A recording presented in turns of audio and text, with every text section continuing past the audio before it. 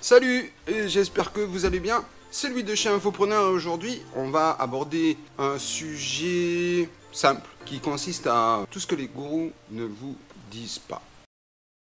Il y a une chose que les gourous vous parlent très souvent, c'est je me suis acheté la dernière Porsche, je viens de faire des investissements dans l'immobilier. Ou désolé pour la dernière vidéo que j'ai pas pu poster parce que j'étais dans un avion en première classe, en classe business, je rentre des Maldives de vacances quoi. Mais ce qu'ils oublient de vous dire, tous ces gourous, c'est que tiens, ce matin je me suis levé et j'ai trouvé mon compte PayPal gelé. Ou ils ne vous diront pas non plus ce matin j'ai eu 2 chargebacks, j'ai eu 2 personnes qui ont fait une opposition à leur carte, j'ai plus l'argent de la vente, j'ai envoyé le produit et du coup je me retrouve à avoir envoyé le produit, j'ai pas les sous en banque et en plus je dois payer des frais. Alors pourquoi vous faites bannir de PayPal? Parce que c'est simple, il faut avertir vos clients sur les délais de livraison. Je m'explique. Je vous recommande de le mettre très clairement sur votre page produit, de l'insérer dans votre email d'expédition, dans l'email de validation de commande, faire une page de transport, le rappeler dans le panier si c'est possible. Je vous assure que si vous faites ces démarches-là, le jour où vous aurez un souci à prouver que vous avez bien expédié votre produit et que PayPal voudrait vous bloquer, si vous avez réellement expliqué tous les processus d'expédition, toutes les étapes de la livraison et que c'était clair et précis sur votre site, que vous êtes honnête, transparent, je vous garantis même que PayPal vous donnera raison. Oui, parce que votre client n'aura pas lu les CGV, ou votre client n'aura pas lu la page de livraison, ou le client n'a pas vu sur la page produit, il n'a pas pu voir sur la page panier, et il n'a pas aussi vu dans l'email. Non, ce n'est pas possible. Donc PayPal vous donnera raison. Donc je vous invite à mettre très clairement cet avertissement sur toutes les pages possibles, partout sur votre site, bien indiquer les dates approximatives de livraison de votre produit. Je pense qu'il existe des applications sur Shopify qui vous permettent de pouvoir mettre des dates et vous avez la date approximative de livraison. Il faut savoir une chose. Croyez pas que vous allez perdre des clients. Peut-être que quand vous êtes nouveau dans le dropshipping, vous vous dites je vais m'appliquer à mentir sur les délais de livraison pour avoir un maximum de ventes et après je me débrouille avec le service client. Non.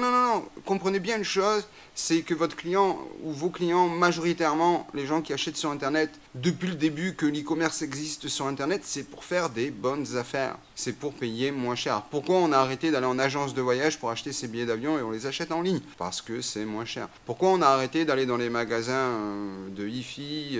Parce qu'on les achète en ligne, c'est moins cher. Donc, gardez bien ça en ligne de mire. Si vous êtes la meilleure offre du marché, vous n'aurez aucun problème pour vendre. Mais soyez le plus honnête possible et le plus clair et précis possible. De ce fait-là, vous n'aurez pas de problème avec PayPal. Alors oui, au début, vous allez devoir mettre les numéros dans le PayPal, mais il existe une application aussi pour ça qui synchronise. Il suffit d'utiliser ePacket, notamment avec votre AliExpress et votre Shopify, pour avoir des numéros de suivi. Et je vous promets que tout se passera bien avec PayPal. Alors n'ayez pas peur, lancez-vous, ne vous inquiétez pas et soyez le plus précis possible, le plus honnête possible. Alors, personne ne va vous parler de la rétrofacturation. Même question, pourquoi ça m'arrive? Même réponse. Soyez le plus clair possible et le plus transparent possible. Faites des captures d'écran. Quand vous avez une demande, admettons que 80% des gens qui vont regarder cette vidéo sont majoritairement affiliés à Stripe et à PayPal. Donc, Stripe, quand ils ont un problème qu'une banque leur dit qu'ils veulent annuler le virement, annuler le paiement par CB, vous avez une vingtaine de jours pour pouvoir répondre. Donc, envoyez-leur le numéro de suivi avec la traçabilité où se trouve votre colis. Pensez à leur mettre les captures d'écran de votre page de délai de livraison, comme quoi vous aviez indiqué le délai de livraison dans votre page produit, dans votre panier, dans votre email de confirmation de commande, etc. Et vous verrez que Stripe vous donnera raison. Par contre, il y a une chose qu'il faut que vous sachiez, c'est que ça va vous coûter des frais. Donc, pour éviter que ça vous coûte des frais, d'avoir des rejets de CB, même si Stripe vous nous donnez raison, je pense que ça va être entre 16 et 20 euros la demande d'information de la part de Stripe. Je vais vous dire la même chose que pour PayPal. Soyez le plus honnête possible et le plus transparent possible. Indiquez vos délais de livraison. C'est très important. Parce que, vous voyez, en ce moment, on a des médias, un média, 2 médias, 3 médias, plein de médias qui parlent de l'arnaque du dropshipping. Mais ce qui est surprenant, c'est que Fnac fait du dropshipping, Amazon fait du dropshipping, Cdiscount fait du dropshipping, Price Minister fait du dropshipping. C'est-à-dire qu'ils sont une plateforme tierce, vous êtes un vendeur, il y a un client final. La plateforme tierce fait la vente au client, elle vous contacte, vous envoyez le produit. Il n'y a pas d'arnaque dans le dropshipping, c'est une base, on appelle ça travailler à flux tendu. Et c'est pas nouveau, je ne veux pas donner des noms de grandes enseignes françaises qui font de la décoration ou de l'équipement de maison, qui vendent des canapés, des lave-linges, des lave-vaisselle, où vous y allez, il y a une grosse promo et au moment où vous arrivez, le produit est plus en stock. Et vous devez attendre 4, 5 jours, 10 jours, parce qu'ils travaillent à flux tendu. Voilà, donc dropshipping, travailler à flux tendu, c'est presque un petit peu écologique quand même. Je veux dire, ne pas faire de stock qu'on n'est pas sûr de vendre, pour ne pas gaspiller et faire comme des grandes marques qui après enterrent ça, mettent ça sous terre ou vont brûler ça à un incinérateur pour toucher l'argent des assurances. Je pense qu'aujourd'hui, les médias auraient vraiment tout intérêt à montrer un petit peu ce que font les grandes marques, plutôt que de parler des dropshippers. Surtout que, je veux dire, globalement, c'est un moyen de vous émanciper de votre employeur, de pouvoir acquérir de l'indépendance financière, de la liberté d'entreprendre. Alors moi, je ne vais pas vous faire des blabla sur vous travaillerez moins que quand vous étiez salarié, ou vous allez travailler plus que quand vous étiez salarié. Tout dépend de votre seuil financier, c'est-à-dire à combien vous estimez que mensuellement vous êtes libre indépendant. Alors je voudrais quand même aussi vous dire quelles sont les raisons qui font qu'il y a du chargeback. Alors d'une, il y a des raisons qui font du chargeback, c'est que le nom de votre entreprise n'est pas bien, le nom de votre site web n'est pas suffisamment exprimé sur la page de paiement. C'est-à-dire que quand vous allez avoir le paiement CB qui va arriver sur le compte de l'acheteur, il va avoir un nom différent du nom de votre site. Pensez bien à le configurer proprement sur Stripe, configurer proprement sur PayPal. Ça déjà, ça va rappeler au client qu'il a commandé chez vous un produit. Alors je voudrais vous parler d'une chose, je voudrais vous dire, faites comme les vendeurs FBA de chez Amazon. Comment ça se passe? Ils ont leur stock qui est chez Amazon, ils vendent via la plateforme Amazon et systématiquement, dès qu'ils ont fait une vente et que la vente a été livrée, ils invitent les clients à laisser des avis. Alors en France, vous n'avez pas le droit de demander des avis positifs. Vous pouvez envoyer un email au client en lui disant merci de nous laisser un avis. Alors les gens vous laissent des bons avis, puis un jour quelqu'un vous laisse un avis négatif et ça plombe vos ventes. C'est-à-dire que vos ventes baissent. Alors, on ne va pas parler de l'algorithme de Amazon ou des algorithmes d'Amazon, ou que le client est très porté sur l'avis client pour se faire une opinion de vous très facilement et savoir s'il achète chez vous ou pas. Mais il y a une chose que vous pouvez faire dans le FBA Amazon, que vous pouvez faire en vendant sur Amazon, c'est que vous pouvez contacter le client. Même une fois qu'il a laissé un avis négatif, vous pouvez le contacter pour savoir pourquoi il a laissé un avis négatif. Et ainsi, avoir une relation avec le client jusqu'à ce que vous lui donnerez la satisfaction. Et à partir de ce moment-là, il pourra changer son évaluation. Donc, essayez de voir l'analogie dans ce que je dis, c'est que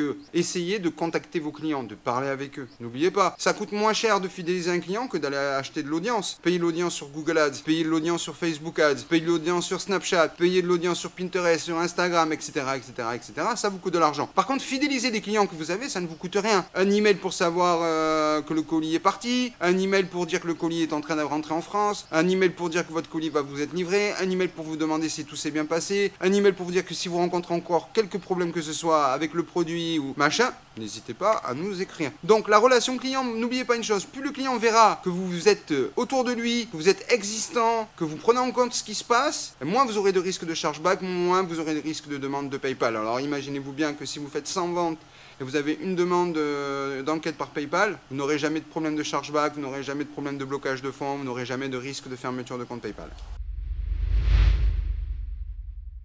Alors, troisième point dont les gourous ne vont jamais vous parler, c'est votre politique de remboursement. Parce que oui, je vous rappelle que les lois de la consommation permettent au client de pouvoir renvoyer son produit. Il a un temps pour tester son produit, il a droit à une date, à un temps pour envoyer son produit. Alors moi, personnellement, je vous déconseille de faire des remboursements. Alors, vous allez me dire, oui, mais vous dites qu'il y a la loi de la consommation. Oui, j'ai dit que si vous faites un remboursement dans le cadre de la loi de la consommation, alors il faut que le produit soit dans l'emballage, soit intact, que vous puissiez le revendre. Et puis surtout, il faut instaurer un frais de retour, un frais de port. Il faut que le client il paye son frais de port pour envoyer le produit. Pensez à la planète, un t-shirt qui serait parti de Chine. Vous vous rendez compte d'un t-shirt qui aurait pris l'avion, et puis tout à coup, il faudrait renvoyer ce t-shirt à l'usine, faire 2 fois 8000 ou 2 fois 10 000 km à un t-shirt. Soyons raisonnables. Alors, je sais qu'il y a des lois de la consommation. Je vous invite à procéder au remboursement qu'en cas de produits cassés, de produits abîmés ou de produits non conformes à la description. Par contre, dans la mesure des cas où la personne voudrait essayer un t-shirt ou voudrait essayer une veste, je vous conseille de mettre un chat en ligne pour ça. C'est-à-dire que le client puisse vous demander est-ce que ça taille bien,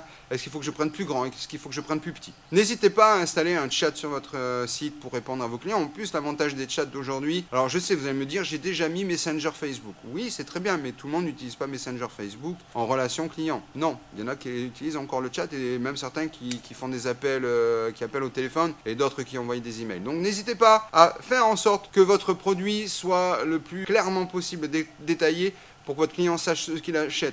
Ainsi, vous aurez vraiment beaucoup moins de frais de remboursement. Parce que si vous avez 2%, 3%, 4% de frais de remboursement à l'année, ça peut faire énormément d'argent.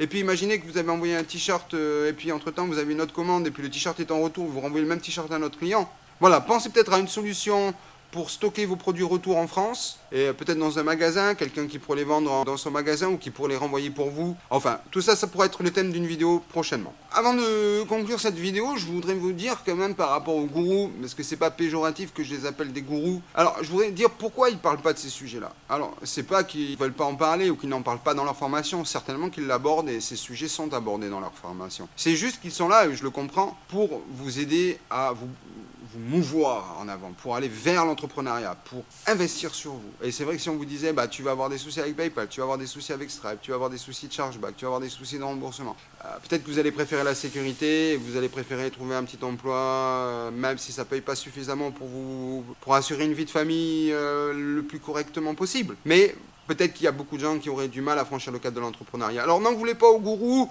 ce n'est pas un épisode qui prend en charge les gourous du web, les formateurs ou les vendeurs de formation. C'est juste que voilà, ce sont des questions qu'il faut qu'on aborde et pour ça les solutions sont quand même assez simples. Il suffit d'être le plus clair, le plus transparent possible et le plus honnête possible. Et d'avoir confiance dans ce que vous vendez et surtout d'essayer d'avoir la meilleure offre. Voilà, je vous dis à très bientôt. Juste une petite chose, j'ai changé de cadre, je suis installé pour un petit moment parce que je reprends mes travaux d'infopreneur. En même temps, j'avance un petit peu sur l'écriture, mais c'est pas une thématique qui concerne l'e-commerce, mais plutôt quelque chose dans le secteur de l'économie et de la politique. Donc c'est un boulot qui me prend un petit peu de temps, donc je suis installé là. Je vous ferai une petite vidéo sur l'endroit où j'habite. De toute façon, je pense que vous verrez une partie de ma maison dans le prochain épisode du vlog qui va sortir après cette vidéo. Et voilà. Sur ce... En tout cas, je vous remercie beaucoup de suivre toujours ces vidéos et de liker, de partager avec vos amis, de laisser des commentaires parce que c'est génial. Et bonne journée à vous. Ciao, bye bye.